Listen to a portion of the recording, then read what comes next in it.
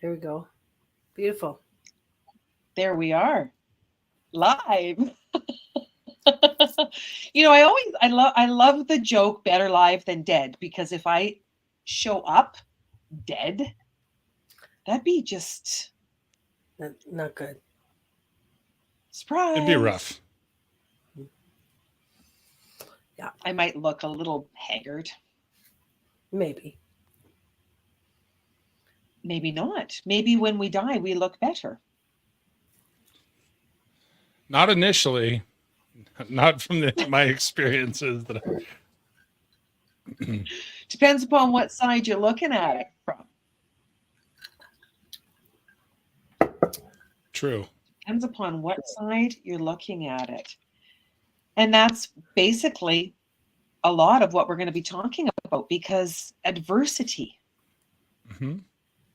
a state or instance of serious or continued difficulty or misfortune. That's heavy. It's all about perspective. Mm-hmm. Well, can I just jump in here? I'm waiting. I want to be respectful to you guys, but when we talk about adversity, so I mean, for your audiences, my background, if I may, um, certainly my background is I'm very faith based, Nancy, as you know, and so that's how we sort of led to this conversation. And so I think one of the things that you put out there is how does God push adversities to us, or if you're somebody that is uh, God, the universe creator. I want to be respectful to everybody's perspectives. For me, it's very much God. And when you're saying, hey, a state or instance of serious continued difficulty or misfortune, I think a lot of times people will, the first thing we ask when we experience resistance, right? We hit a wall. We run into something that is stopping us from getting to the next place that we're wanting to go to. The first thing we ask is, why me? Or why would you do this to me, God? Right? Why are you creating this for me? And so it's easy to fall into, for myself, when we're talking about adversity, I think one of the things that's really easy for that is to fall into being very self-centered, you know. And the more self-centered we are, we get into that self-centered. Why me? Why is this happening to me? What did I do to deserve this? And it pushes into us. And when we're self-focused, um, I think it's very easy to continue down that spiral, if that makes sense. Mm-hmm. Oh, yes, it certainly does. Daphne and I often talk about the difference between being a champion and a chump, a victor or a victim. There's so Mm-hmm. many different reflections of that way of seeing um, what it is that is the challenge. Like you said, when you run into a wall, or you run into another vehicle, or you run into financial distress, Mm-hmm. there it's hard when you're in it to see the blessing. Absolutely. Yeah. Well, I think when you're in it, you can't help but be self-focused, right? Because you have all of the Mhm. the responsibilities, you have all of the other people's expectations, right? That you have to fulfill, right? Or you feel you have to fulfill. You have other people watching you, or you believe you do. I'll give you for anybody who's watching this, I'll give you a tip. Not as many people are watching as you think are watching, and that's one, right? And secondly, they don't care. They don't care as much as you do. Like, you think they care, but they don't care. And the people that it is most important that are watching, people that are close to us, our families, our kids, right? People that make a may take a genuine interest in where we're at. Those are the ones that are really watching to see, how do you approach that adversity? How do you attack it? Do you attack it head on? Do you end up backing yourself into a corner, or do you dance with it? right? I mean, I remember years ago, somebody, a personal coach telling me, hey, listen, when you get into fear, one of the things that we do is we push back, right? So here comes Mm. fear and here comes us, and we push into it. And you end up getting deadlocked and stuck. That's the same way I think with adversity. Here comes this adversity at you. It's going to smack you in the face. Well, here I come back at it. I'm going to punch it right back. But if you just grab a hold of it and dance with it, right? All of a sudden you're taking that energy and that momentum and you're moving it somewhere other than let me hit this head on and really hurt myself or other people. Yeah. So true. So very, very true. And I mean, the blessing of adversity changes the course of our lives, not just Absolutely. externally, but internally. Something inside of us changes when the foundation of our life is shaken. And the three of us sitting here, I know we have common challenges in our life that we have overcome, whether that is walking literally through the shadow of death like Daphne did and coming back to this earth, or living in a life that was I'm at a loss, living in a world whereby the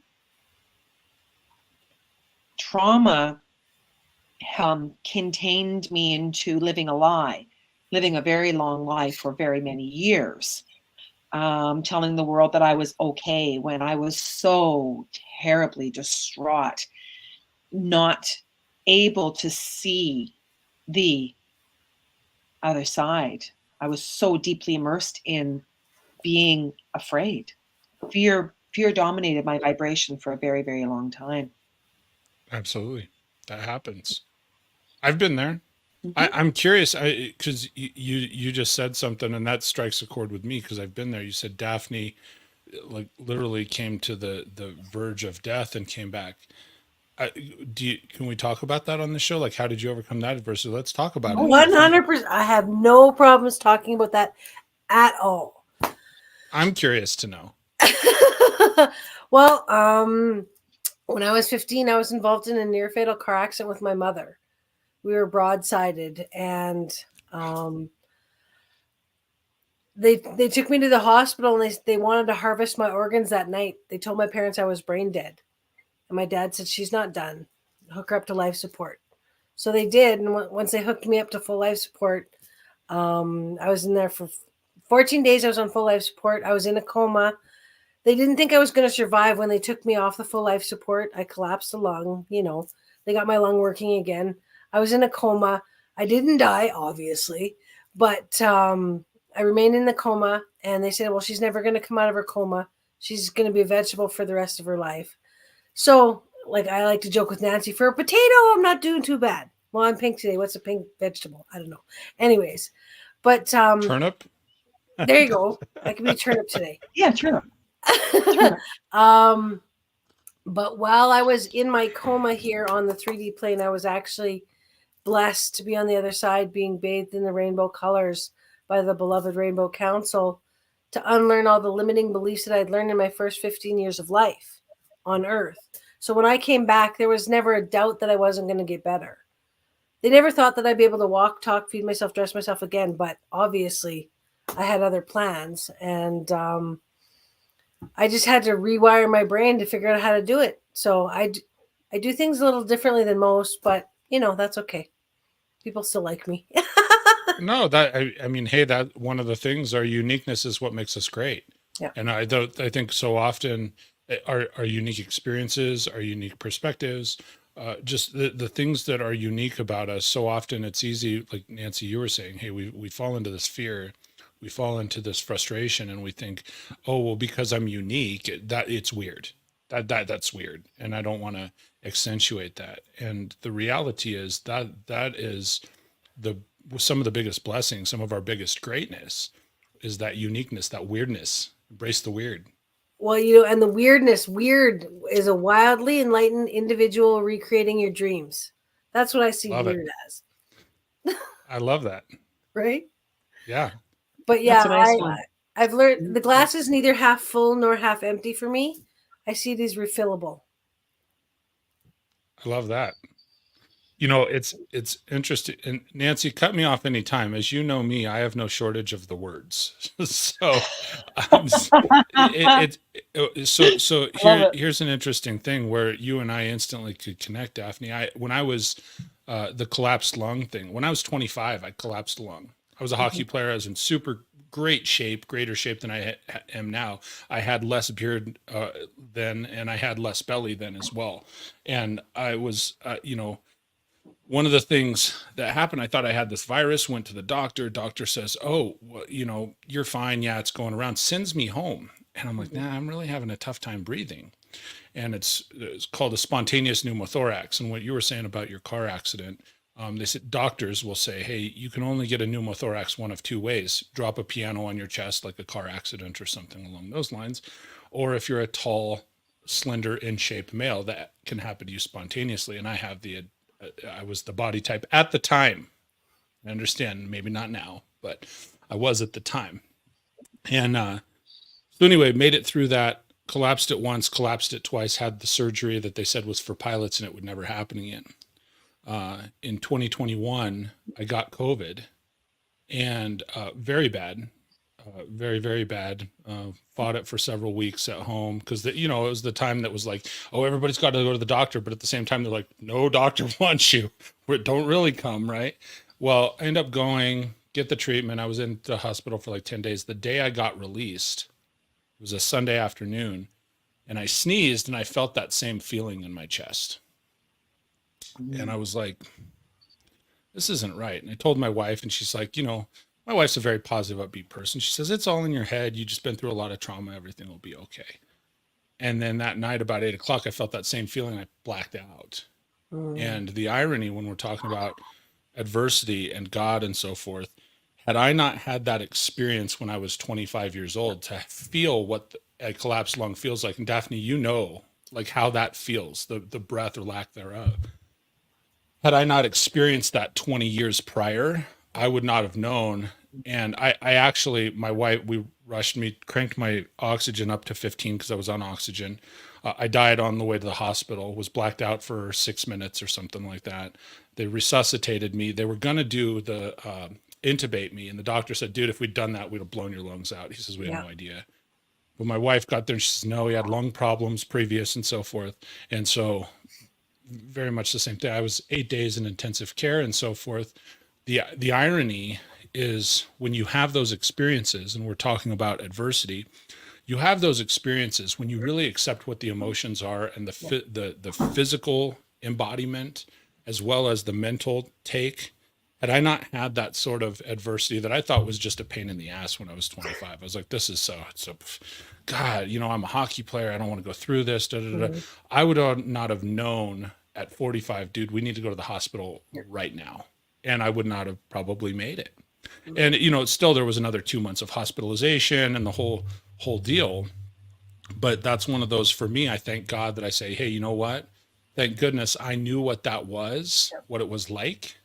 And so because I had experienced it before, then I knew what it was when it happened again. Yep. So. Well, and that's where when we look at our traumas, a trauma ladder is the list of experiences that you can remember whereby you had great difficulties in your life. And everybody's trauma ladder is different. Call them challenges, call them obstacles, but they are traumas. And they are those moments in our life when we take what is going on and we simply move ahead. That trauma that you were talking about, the trauma that Daphne talked about. And when we take inventory of that, we have a better understanding of the series of events that happened to us. Absolutely. And then we can go backwards and look at the courage it took to overcome each and every one of them. Every single obstacle, every single challenge, you are both the champion and the overcomer, the victorious. And there's a beauty in acknowledging and recognizing what that is in your life. Certainly. And we don't do it alone. We do not do it alone.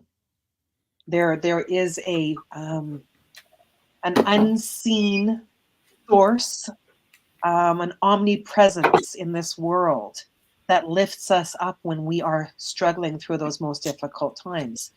I'm sure that when you experienced watching your wife birth a child, you knew that there was much more in the room with you than merely the people that were there. It's a presence. Yeah, absolutely. And that's one of those feelings that you will, it, it, it's a whole experience. It's a feeling, it's an energy. It is, the complete acceptance of a nonverbal communication and connection with someone, someone that's coming, and something that's around you. For me, like I said, connecting and knowing that God is right there with you. It's hard to put it even into words. Absolutely. Mm-hmm. Yeah, it really is. And that's where I know, Daphne, when you were in your almost fatal crash, you talk about an angel literally moving you from that vehicle and placing you safely on the ground. Well, that's the only way I can explain it, because I guess I was mid-sentence telling my mom a story, and then I stopped talking, and my mom went to look at me in the passenger seat, and that's when she felt the spinning start. So I feel that I was probably out of the car before the spinning even started. Like, I don't understand like logically speaking, how I didn't get run over. We were broadsided on my side, and I was pulled from the vehicle, and the vehicles were spinning. Right. Explain that. How I didn't get run over. You can't. Right? You Absolutely. can't. You can't. You can't explain a miracle. I'm But blessed. that's one of the things too, I think, Nancy, like when you say you can't explain a miracle, I think you're spot on. The problem is, especially right now in society, people have to, they say, well, seeing is believing, right? If I can't see it, touch it, taste it, then I can't think that it's real. I think that there are lots of things that we can't see, can't touch, can't taste, I mean, for goodness sake, the air we breathe, you can't see it, but you know that it's there, right? We know how that, and I'm talking with the human eye. And so we try with our human brains to explain those things away, or to make them tangible. And the reality is, they're not tangible. You just have to accept that there's something greater there. That is not a tangible thing. You can't wrap your arms around it. That's how belief works. That's how miracles work. They absolutely do. And that's where the science of pizza comes in. Because as soon as I say pizza, you suddenly taste it. And your pizza is different than my pizza. Mine has pineapple on it immediately. Today it's pineapple. Could be. We're here in Colorado, Absolutely. so we do ham and pineapple regularly. I'm just tasting pineapple. Oh, wait, no, there's black olives and everything. I like the everything pizza. Throw it on there. I have some ladies that work with me. They call it trash pizza. You just throw everything on there and throw it on. Yeah. So. Well, and I think the more the merrier. I think part of it too is, I mean, you're in Colorado, we're in Edmonton, and we're having this conversation right here, right now. How do you explain that? That in itself is a miracle. I think that's the things. Well, no, I really, seriously, I think that's something that we don't put enough weight in. The technology and the things that we're able to do to, like you said, oh, you're in Edmonton, I'm in Colorado, we're having a conversation. 2 people could see it, 2,000 people, 2 million people. You don't know. There's this invisible technological line of stuff that's happening, like that in itself.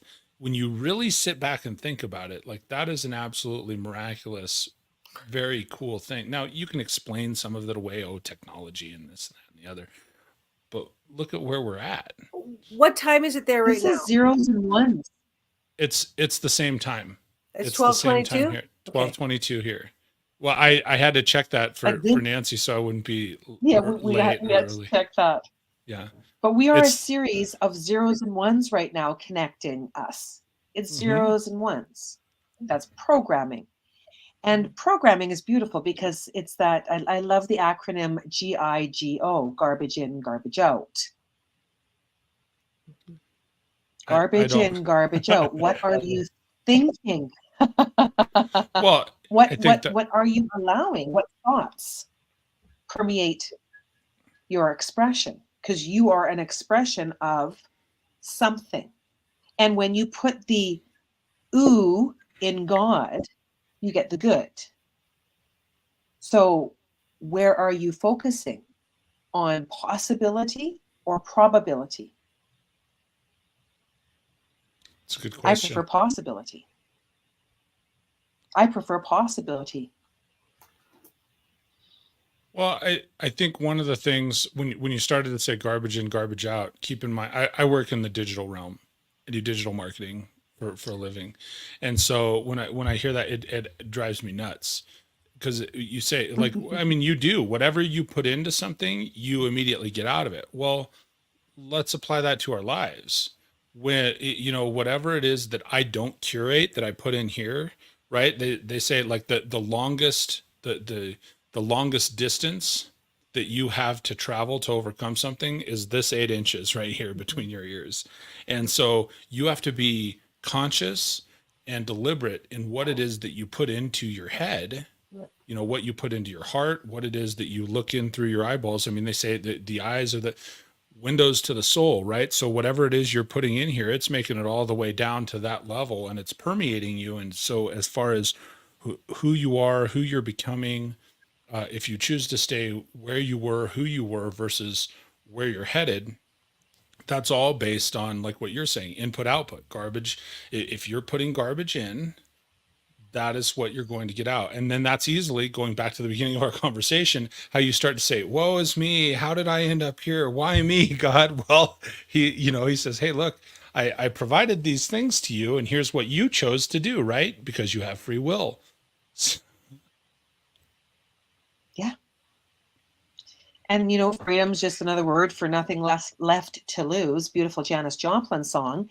And there's so much truth and beauty in that, because the place that you are at now is the place that you will be. Where you be is where you at, unless you make a change.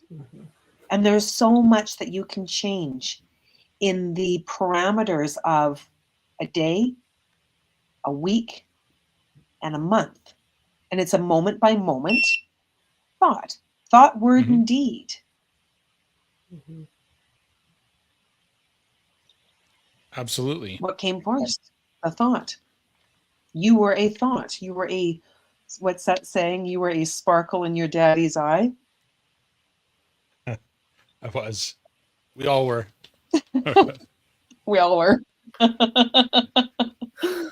And then that moment where you realize that you were given the responsibility of raising a soul.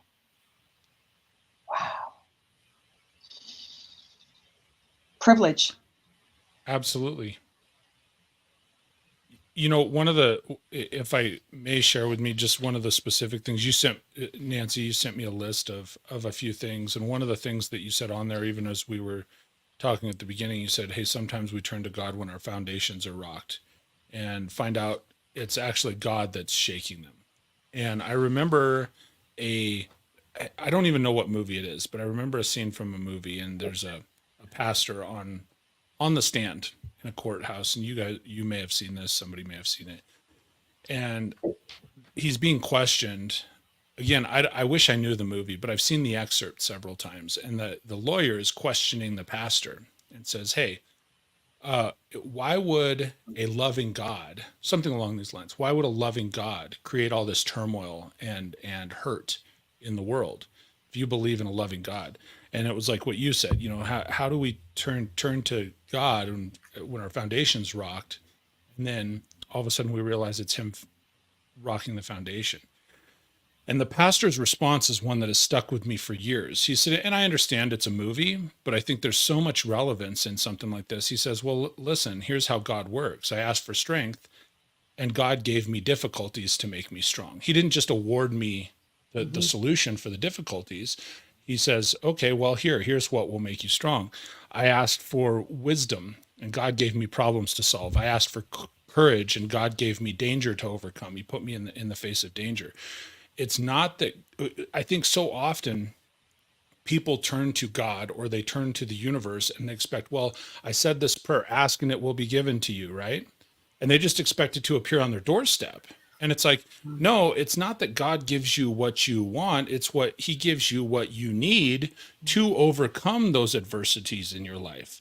He's giving you the skill set. Yeah, you have free will. And here's the thing, you can be sitting there and doing all of the things. It's like the group you and I are in, Nancy, the accountability group, right? To me, that's that in itself, and ending up on this show and having a conversation with you, that's a godsend.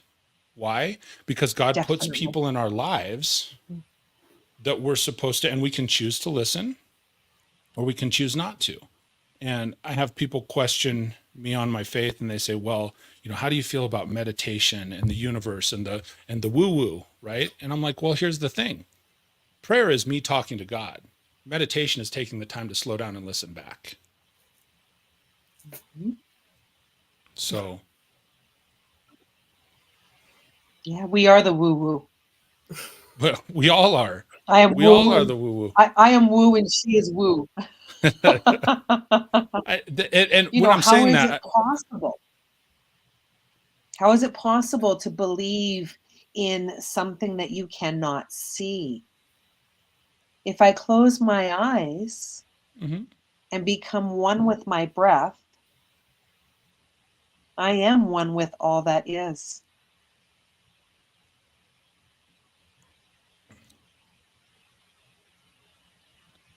It breathes absolutely. me. I don't breathe.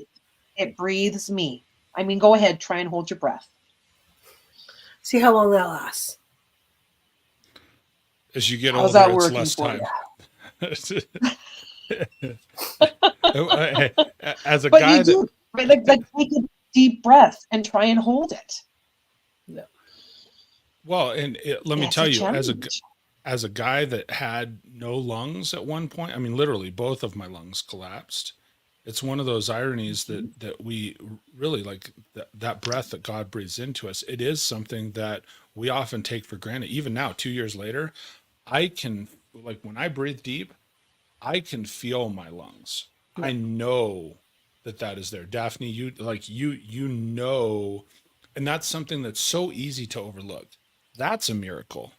Like every day, how many breaths do we take, right? Right, breathing hard, working out, Yeah. doing all this stuff. You end up like every single day you're inhaling, exhaling, Lord knows how many hundreds, thousands of times. And each one of those breaths is, again, not to seem cheesy, but that's a miracle in itself that we're functioning in that place. And the is. thing is, we easily take something so simple that is an activity we take place or we join in every single day. And I will tell you, before I went through that experience a couple of years ago, it's like anything else in life that we regularly repeat. It's easy to become numb to that. Well, I breathe because I'm human. So here I am. Right. And so I'm just sitting, and you don't even realize what is actively taking place in your body. Well, now all of a sudden I go, and like, I can feel that. And there's sometimes it makes me nervous, right? Like, oh man, I took it all in. Is everything still going to work properly? And that's where some faith and belief comes in itself too. It's like, yeah, it is going to work properly. Why? Because there's something out there greater than me that made me, and he made sure I'm functioning. I'm not done yet, like Daphne said. It is within the wave and the mountain. It's within the wings of the birds that all of life exists. And there's a beautiful way that the birds are able to know when it's time to migrate. oh, they just float. I'm a diver. So Mhm. one of my favorite memories of an experience was watching a turtle float and swim with such enormous grace. Wow. Wow. And I learned how to dive after my daughter died in the water. Mhm. It was such a huge, huge effort to go into the water, any water. I can And imagine. I had to take what I was so terribly terrified with and overcome that. I had to, because I knew if I didn't start making some radical changes in my life, that I would simply succumb to death while I was alive and just stay in a non existence for the rest of my lives, blaming and hating the man who drove the boat that killed her. Wow. But that I would didn't be know that. equally as crazy as blaming my son who was on the Sea-Doo with her. No, no, Hmm. That was a big but old it took mic great drop for effort. Mike because he didn't know that. Yeah, I didn't know that. Yeah, I no, didn't I know that. don't talk very much about my story. I'm a little bit shy.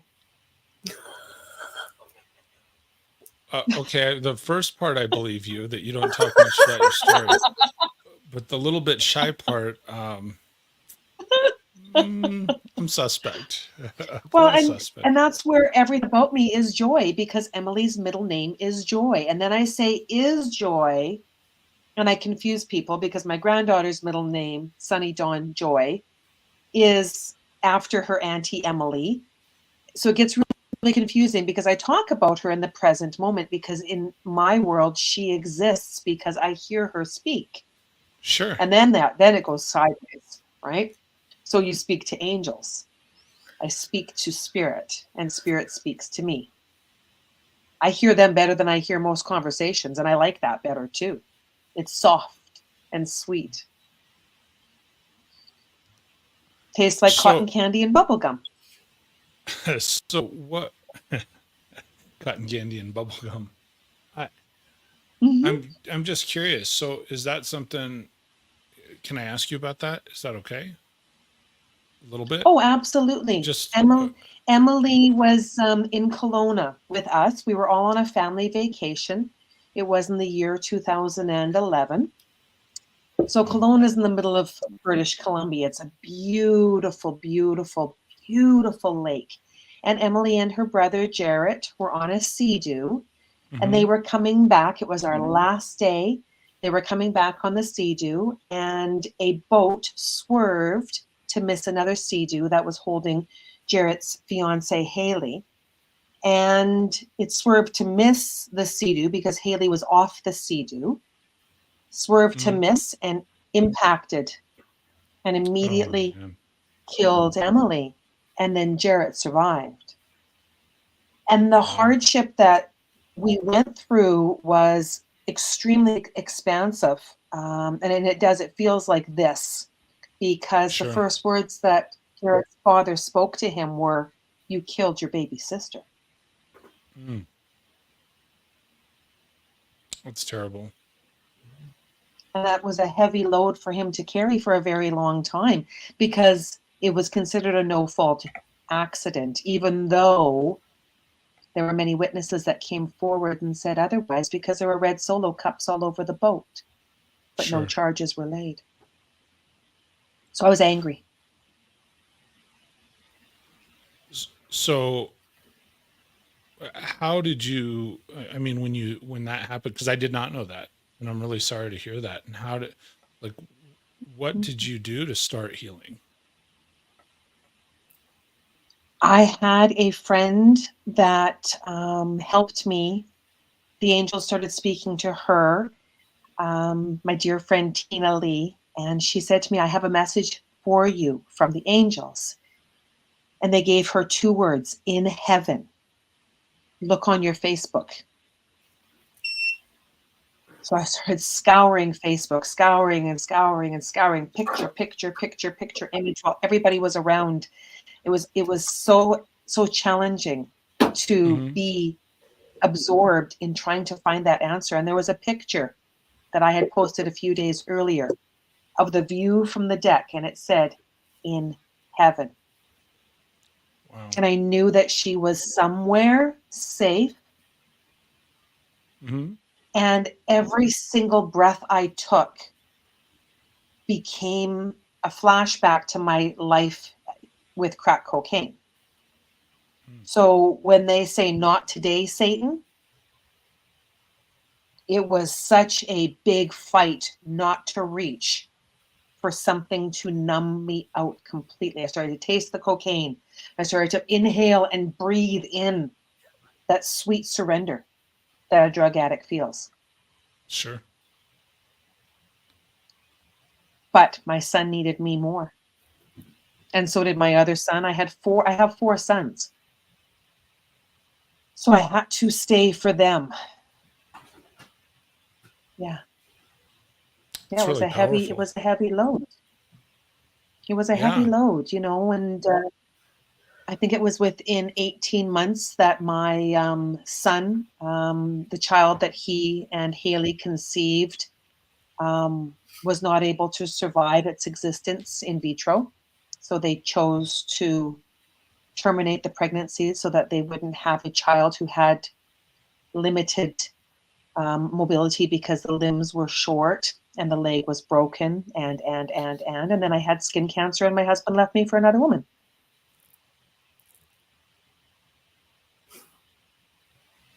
So I was angry. That's when Daphne met me. She was very angry. Well, Yeah, so how do you overcome the anger? I mean, because that's one of the things, like it's easy to I say, felt it. yeah. I felt the anger. I felt it. I went so deep into the anger. I wrote in journal after journal after journal. I filled many journals with the angry rage and then I burnt them because I was afraid that someone would read them. Mm, Writing was very important in my life. sure. It still is. It still is. It still is. I'm published in several books, and I'm writing my memoir. That's part of my goal setting. Yeah. I've Well, got, I've got a good chunk done. I was just going to say you're a very eloquent writer, and so yeah. I mean, that's something that um, I can't imagine to put myself there, in that space. But even to hear you talk about it, I think that it's very real. I think that it's one of those things that we say, "Hey, I was angry." I can just imagine. Like I said, I would have to imagine it to be in that position to be going through that. And I mean, talk about adversity, right? And to write it down, I think it's very courageous of you, even now, as we're sitting talking in this conversation, for you to say, well, hey, I burned them because I didn't want somebody to see that. I didn't want someone to see that side of me. I didn't want somebody to see that Mhm. coming out of me, because that's when you say "not today, Satan," like from you, I have to imagine from your perspective that you're like, I'm just channeling that right through the pen right here, right, to come right out, all that Yeah. anger, frustration, the for lack of a better term, like the vileness to come out and so forth. It's probably good to get it out. Um, that's Well, and then I read Conversations with God over and over and over. I'm a voracious reader. sure. Voracious. I have read so many books, and I love how the written word is, I believe, the voice of something greater than us coming through S- us Certainly. with some Well, periods and commas in between. I think too, when there's a couple things that are really powerful about writing. When I do podcasting, when I do speaking and so forth, I always ask people to write things down, because there's something about there's something that's the connection between the hands and the mind, right? When you write something down, it makes it real. It like that makes it impactful. It allows you to, um, and I'm using this in a positive way. You have to be careful of the words that we choose, but it allows you to manipulate that fabric around you. You know, it allows you to Mhm. sort of manipulate how you're choosing to process those things. Both probably Yeah. for good and for bad. But if it's it's like Spider-Man, with great power comes great responsibility. If we know that that's a responsibility of how we're using, okay, this writing is powerful, and that's a real superpower that we have, then we want to choose our words wisely. We want to choose what we write down. We want to choose what we save or burn wisely, right? Because I can just imagine if you had Mhm. hung on to, because think about, and I know there's some symbolism in that, right? In you saying, "Hey, I'm going to get rid of this and burn it." It doesn't mean that the anger is gone. It just means that you've got a stronger, hold over that than it has over you. If you had still held on to that, I can just imagine, like, even you said, "Hey, I was worried about somebody going back to read it." What if you went back today, 5 years, 10 years later, whatever that time frame I is, still have and a you were few. the yeah, and you're the one to read it? I've Can you still got imagine the them. mindset I've that still puts you got in? them. It's weird. It's weird. It's really weird, but it's helping me remember the character that I once was. We're characters. We're heroes in a journey. Um, it's the beauty of the story of transcendence. That's why we love Star Wars. Besides the pew pew pew pew pew, there's so much more there, right? I like the pew pew and the lightsabers. I'm a huge Star Wars geek. Just saying. Let's be real. Let's You be real. know, Lightsabers are cool.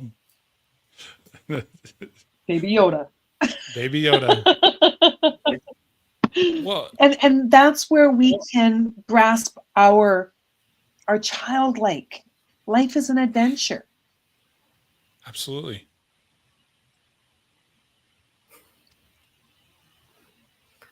Yeah. Pick your destiny. It's why World of Warcraft and all those games are so addictive. Yeah. It's funny because it's funny you bring that up. I still play with my boys now today because it allows us an escape Neat. for a minute, Yep.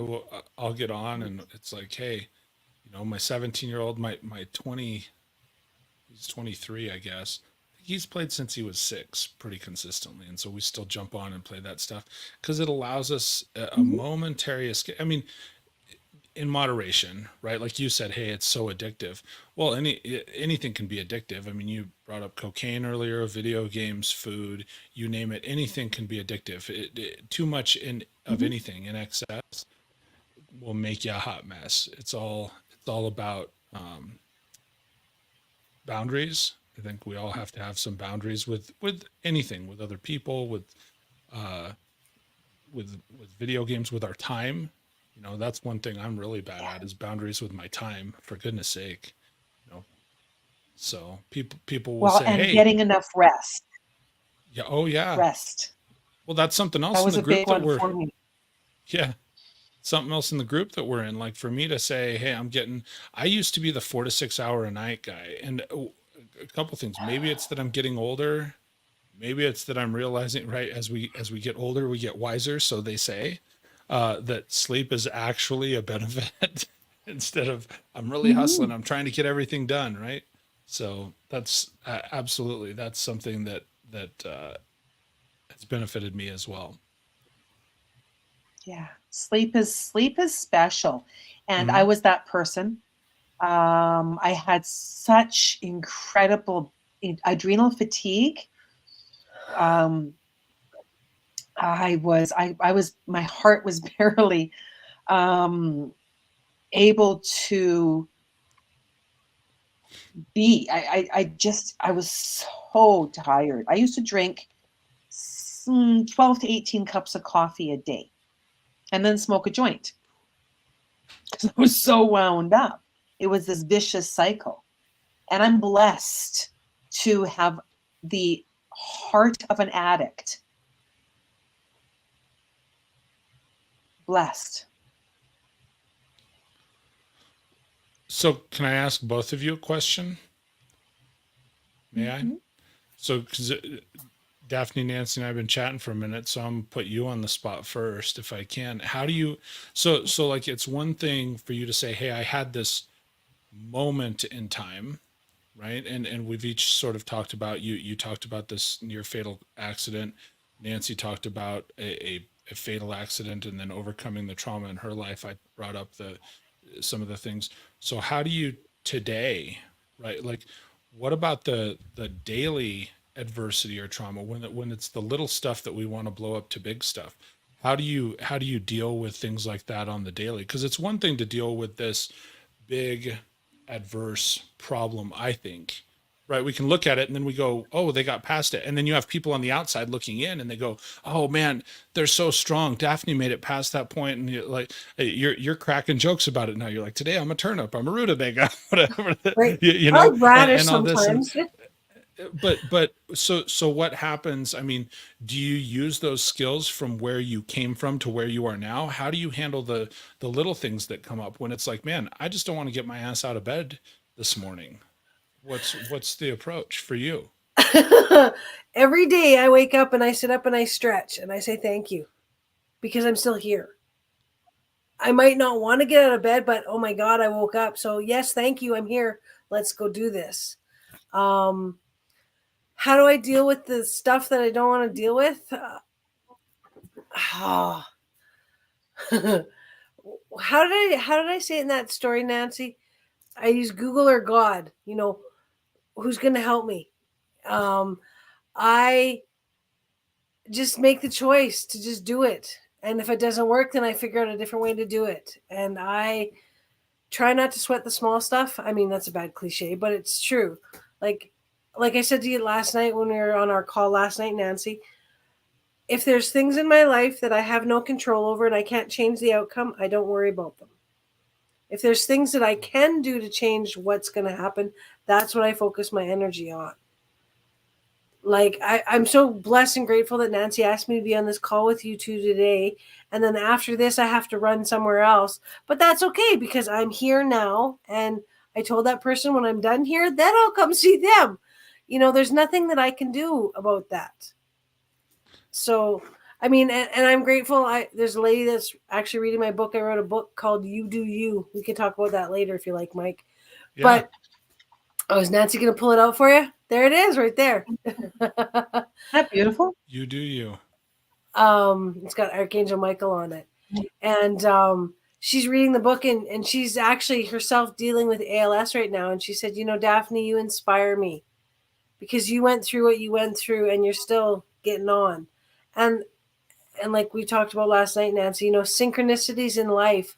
Yes, there's these difficult things that happened years ago for each and every one of us. But thankfully, we had those experiences so that we could be where we are today to share our wisdom and our knowledge with others. I don't know. Does that answer your question? Yeah. Well, I mean, one of the things that I heard you say over and over again is the fact that you're like, hey, I'm grateful for this. I'm grateful for that. And you have a lot of gratitude towards life.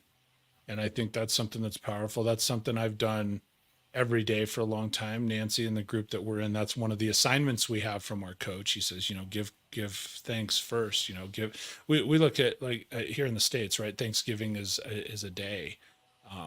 And it's like, no, Thanksgiving is every day if it's handled right.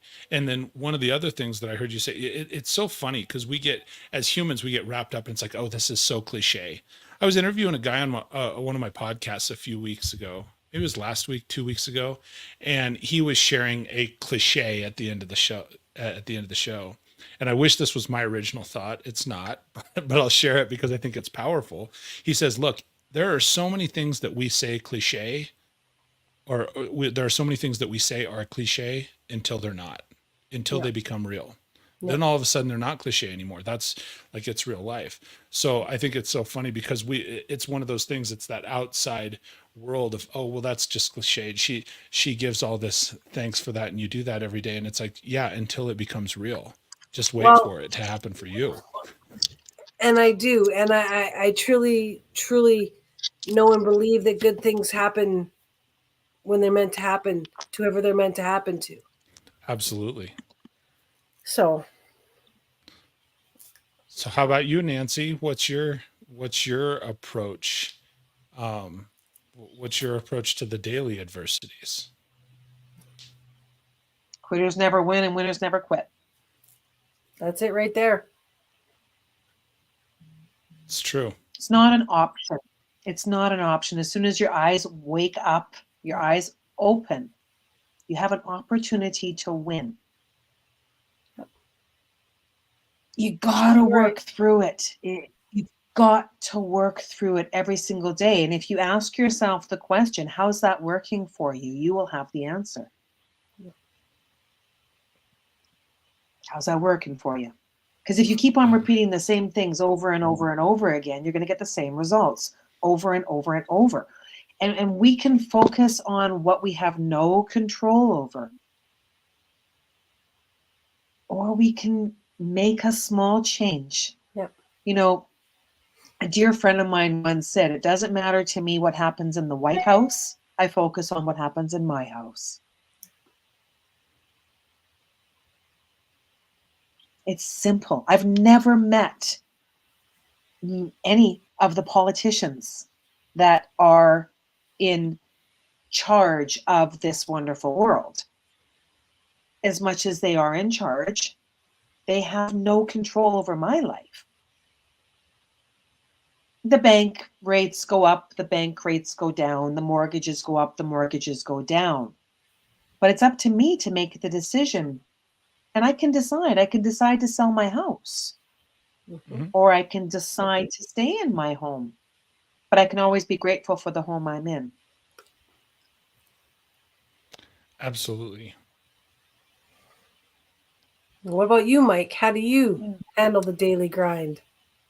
You know, I think some years ago, I had a coach that told me, and that's one of the reasons it's really easy Chris's program said, look, before you even open your eyes, it's really important that you give thanks. And one of the things we can fall into the trap, it's so easy. So many people, we sleep with our phones next to our beds. We use them as alarm clocks.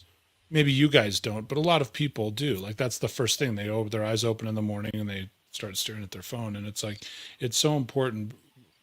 Really, when I take that first breath in the morning, I wake up, I genuinely give thanks to God for being here. I'll stop. I say a little prayer. I have some gratitude time. I give thanks for 5, 6, 10 things. And then I get up and move on with my day. Like the social media, the emails, all of those things that are going to come at us through the day are generally unimportant, right? We give all that stuff weight. And the reality is there's a lot that is way more important. And so for me, I'm very deliberate with what I say to myself. I mean, my daughter is a gymnast. She has a friend who's a gymnast who was having a really, really tough time. I think I shared this on one of our calls, Nancy. She was having a really, really tough time. And I talked to her and I said, hey, you got to stop. Like if your coach said to you the things that you're saying to yourself in here, you'd punch her in the nose. And I think we easily fall into that trap of we talk to ourselves that if we were sitting in this call right now and sometimes it's like, oh man, we think, well, I'm not good enough or I'm not going to be able to accomplish that. And so I think that's the first step, Daphne, is just setting the tone and the intention of the day. The very first thing, say a prayer, have some gratitude, and then know, Nancy put that up and it's so funny what goes through my head. She put up the quitters never win and winners never quit. I think that was your quote that you put up a second ago. And it's very childlike.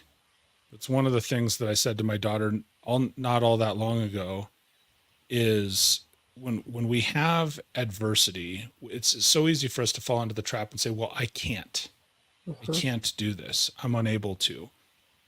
And I don't remember where I got the saying. Again, probably not my own, but it's one of those things. I remember some years ago, my daughter trying to perform gymnastics, some specific skills. And she says, I can't do that. And I said, stop telling yourself you can't And Mhm. what you need to realize is you just haven't done it yet. Yeah. And Yeah. so when you're saying quitters never win and winners never quit, I think that's the difference. Is somebody that's wired to quit is willing to accept where they are at and they're willing Yeah. to stop trying. Somebody that is persistent and will win knows that, okay, well, I just haven't done that yet. Doesn't mean they're incapable, because I promise you too, somebody's out there that has done it. And so it's just keep going, you know, it's just keep going. We all have Daphne, do you have kids? I have one son who's 22. Yep. So here's one of the things, and I think through this often, and it's a little bit silly, but when when our kids are learning to walk, barring some sort of genuine physical disability, when our Yep. children are learning to walk, they start to walk, they trip, they fall down, they bang their head, they hit their face on the ground, they fall over the coffee table, they do all this stuff. But as parents, every good parent, at what point, if I asked either of you, I said, well, hey, Daphne, Nancy, how long do you give for your average baby to learn how to walk? What's the time frame? Until they learn to walk. Yeah, it's not like, well, at a year or two, you're like, hey, kid, this walking thing's not for you. You're just going to be crawling until you're 22, dude. Sorry to let you know, right? That's the difference. Yeah, and I know it's hard to wipe your own butt. Yeah. I know it's hard to wipe your own butt, but yeah, but you're going to that's get up there. to you now. But that's the difference in, really having that winning attitude and that childlike perseverance. You're going, look, my baby is going to keep trying until they walk. That's how this is going to work. Right. And I think as adults, that's something that we could really take to heart as an attitude as well. Yeah. I hope that answers your questions too. Totally does. Totally does. I'm grateful that we got to spend time together. Learn. Yeah. I mean, you can't be brave if you've only had wonderful things happen to you. That's not reality. Hell is when you are playing a poker game and every hand you play, you win. Mm-hmm. You win. You win. You win. You win. You win. You always win. You always win. That's hell. Oh, look, you won again. You won again. Oh, boy. Yippee. If there is no challenge and no adversity, there's no gain. Well, there's no if you don't know the bitterness of defeat, you'll never know the sweetness of victory. Yeah. Oh, so true. Yeah. I love how you guys win. Yeah, hey, boom, boom, just like that. There is a sweetness in winning, and celebrating success is so important. Always celebrate your successes. Mm-hmm. I mean big. I do sweet things weekly to celebrate my successes. Absolutely. When I had written for 60 days, I got my most recent tattoo. And it says Mom, and then it says family first. I'm his new sheriff in town. And nice. I've been waiting for a very long time for that tattoo. That was my, okay, I did it. And I think that we can learn a lot from that. I don't like the participation badges. Oh, don't even get me started. Yeah. My oldest son played football in high school, American football in high school. And one of the best things the coaches did, they said, look, it doesn't matter if it's the win or loss. When you win, you go all out and you celebrate for 24 hours and then you get back to work.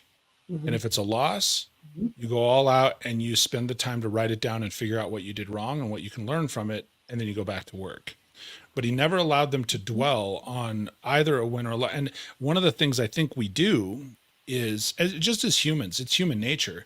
It's easy to fall into focusing on the loss and the fail and the adversity piece, like what we're talking about now. It's so easy to fall into that and focus on that, and you end up all of a sudden 5 days of the week you focus on why you're losing and what all the crappiness is, and then you're like, oh man, I just can't wait to make it to the weekend, and then you spend 2 days on the weekend enjoying yourself, and then you go back to the 5 days of hell and crap. And it's like, I think you need to learn how to win and how to lose. When you win, yeah, celebrate those victories. And really, you should be celebrating the victories as much, or sometimes I would say even more, than the losses. You need to take the time to write it down, what caused you to lose. But at the same time, write it down, what caused you to win. And we don't do that. It's easy to fall into the negative, for sure. Years ago when I used to work at the bank, my boss came to me one day and he said, so what am I doing? What can I do to help the people that that I'm being the leader for? And I said, tell us what we're doing good so we can do more of it. Yeah. Tell us what we're doing good so we can focus on doing that. Don't keep telling us what we're doing wrong. We know what we're doing wrong, but tell us what we're doing good. Tell us what you like so we can keep doing that. Absolutely. What gets acknowledged gets Puppy repeated. praise. Right? Puppy praise. Puppy praise. Good boy. You did a great job. I'm so proud of you. Yeah. Absolutely. Yeah. Yeah. What a wonderful talk. This became so much more than any of us expected. It was fun.